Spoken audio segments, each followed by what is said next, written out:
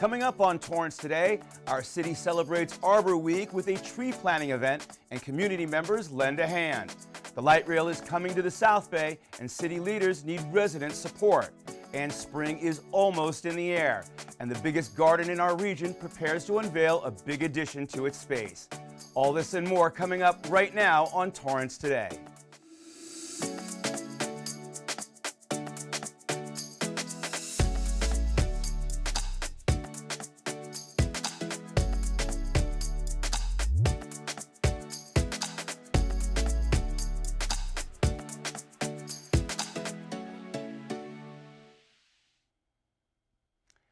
Welcome to Torrance Today. I'm Kirk Lyons. It's 4 p.m. on Monday, March 13th. I hope your week is off to a great start. Thank you so much for joining us. Here is our first story. The city's annual Arbor Week tree planting event took place over the weekend on a wet Saturday outside Torrance High School. This year's event held a special meaning because our city lost more than 65 trees during the recent storms. Most of the trees that we lost were mature trees. So, of course, it took a long time for them to mature. So we have to try to plant trees to make up for those trees. And on top of that, plant more trees just in general. It's getting the community involved and teaching them about trees, the significance of trees, and how to plant the trees and take care of them. I want them to take the pride, to have a sense of pride that they participated in something great that's going to be here probably till after we are gone from this world. In our profession, we plant for the future. So all the mature trees that you see right here, at one time, someone planted these trees for us. So we have to pay it forward. Last year, we reached out to the City of Torrance to ask about how we could plant trees in our community. We were approached by Mr. Ochoa about this event, and we came last year. It was a really good experience. They were planting 14 trees together and really learning about the two different types of trees that they were planting and the best way to set them up so that the wind doesn't affect them and how to stake them and keep them healthy for long-term growth and stability. Those who couldn't make it out can still help. The city has an Adopt a Tree program. The Public Works Department manages about 37,000 trees, and we're told an estimated 6,000 more can be planted. To learn more, go to torranceca.gov/adoptatree. The light rail is coming to the South Bay, and city leaders need the community's support with selecting the best route for its C or Green line. As the Los Angeles County Metropolitan Transit Authority gets closer to deciding how the expanded Green Line should roll into Torrance, city officials say of the three proposed options, they strongly support the option of the right-of-way alignment. This means to extend the C line from Redondo Beach to the new Mary Kate Giordano Regional Transit Center, work would be done at grade or elevated level, making it the most economical, efficient, and least disruptive option. The right-of-way alignment will not encroach on the 405 freeway and have the least impact on traffic and parking.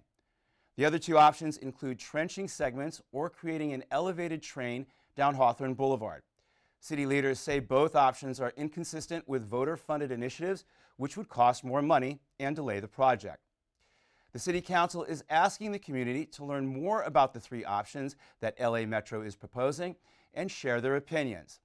Residents should have received a mailer this month where they can fill out the included questionnaire or provide feedback by visiting Metro's website at metro.net/clineext. A drive-through event is coming up where residents can safely toss hazardous household waste. The LA County Public Works Department and the LA County Sanitation District will team up with the city to help people get rid of household chemicals, paints and solvents, e-waste, and sharps or hypodermic needles. Items not accepted include ammunition, controlled substances, explosives, large appliances, radioactive materials, trash, and tires. The event will take place on Sunday, March 19th from 9 a.m. to 3 p.m. For more information, visit lacsd.org/HHW. Spring is just 1 week away, and the biggest garden in our region wants to celebrate. The South Coast Botanic Garden will host a Children and Family Garden groundbreaking ceremony and reception on Wednesday, March 15th at 11 a.m. It will also launch the Cultivate the Future campaign and give guests an insider's look at the construction project. Garden representatives say the new space features a marine fossil dig, a fig forest canopy walk, plant maze, and even a trickling waterfall. Those interested in attending can call 424-452-0930. Our city made another notable list, this time for its safety. According to TripIt, a travel organizing app, Torrance ranks number 17 when it comes to women who travel solo. TripIt used data from GeoSure, a platform that analyzes metadata to determine the safety of popular destinations. The cities were ranked using a score between 1 and 100 based on variables such as rights and liberties, environmental factors, and opportunities to meet needs. Our city scored 71, with the number 1 ranked city scoring 74. Destinations that fared the best all reported a low risk of violence, available financial resources for women, and good access to education and justice, and quality health care. And speaking of quality health care, a couple of our local hospitals just made Newsweek's list of the top hospitals in the United States. Torrance Memorial Medical Center was designated as the 40th best hospital of the 420 hospitals examined. And Providence Little Company of Mary Medical Center Torrance ranked 165. A board of medical experts compiled the list based on several data sources, including an online survey of medical experts, patient surveys, and hospital quality metrics.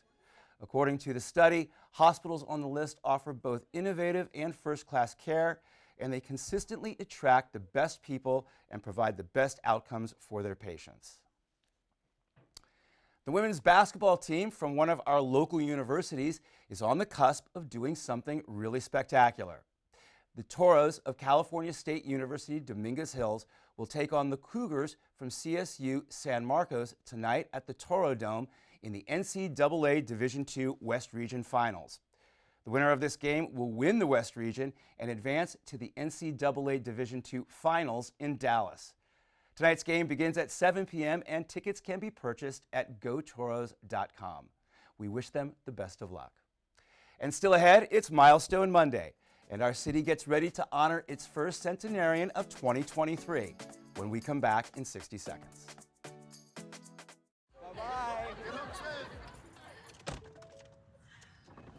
Hi. Hoping for a crisp breeze to help keep you alert. Oh, he took a sip of water too. That'll probably help. You were probably gonna turn down the radio too, so you could focus, right? Probably okay isn't okay. Right. If you see a warning sign, stop and call a cab, a car, or a friend. I think the water line is what really drove it home. I blew on him. Day in, day out, you work for every paycheck. You take pride in your job and you do it well. You're not just part of the Golden State's economy, you are essential. For all you give, it's time to get something back. File your taxes and claim the California Earned Income Tax Credit. It's yours. You earned it. Visit caleitcforme.org and see if you qualify today.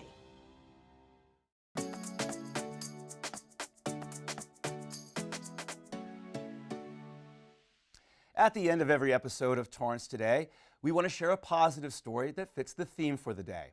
On this Milestone Monday, the city prepares to honor its first centenarian of the year tomorrow night through a fresh effort aimed at letting them know just how special they are.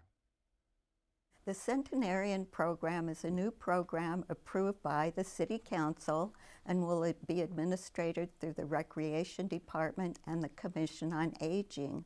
We'll be honoring the centenarians at a City Council meeting with a certificate and a commemorative coin. We know we have several centenarians in our city, and we're encouraging them or their families and friends to submit applications for them. And it's our opportunity to recognize them, bring them into the spotlight, and show our appreciation for them. The Commission on Aging will present the Centenarian Award tomorrow to Mary Edna Campazzi, who is 102 years old. Campazzi served as an Army nurse in World War II. She moved to LA in 1947 to attend UCLA, and along with her husband, bought her first house in Torrance in 1951.